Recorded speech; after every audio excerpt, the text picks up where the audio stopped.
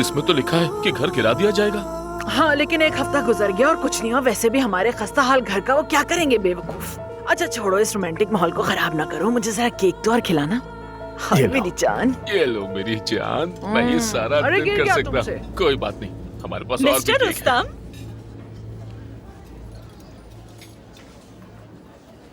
आपने मुझे यहाँ इसलिए बुलाया है? जी हाँ, बिल्कुल इसीलिए, ताकि आप देख सकें कि मैं अपनी बीवी के साथ कितना खुश और मुतमईन हूँ। ओए रुस्तम, तुमने तो कमाल कर दिया। तुमने इस औरत को मेरे ऊपर तरजीह दी? हाँ, ओए, तुमसे मेरा क्या मुकाबला? मुझे देखो, कोई भी तुम्हारे मुकाबले में मुझे ही चुनेगा। चुप हो जाओ, इंतहाई बदसूरत चुड़ैल। बदसूरत किसे कहा तुमने? तुम्हारा चेहरा बिगाड़ दूंगी मैं चुड़ैल। किसका फोन है? हेलो मलिहा। बाबा जान, जल्दी आइए, वो लोग हमारा घर गिराने वाले हैं। तो ये बात सच है? सब घर गिराए जाएंगे? क्या कह रहे हो ये?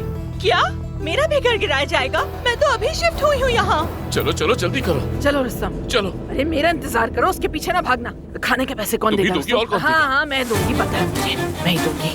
अरे यार, ये तो कम है, और चाहिए।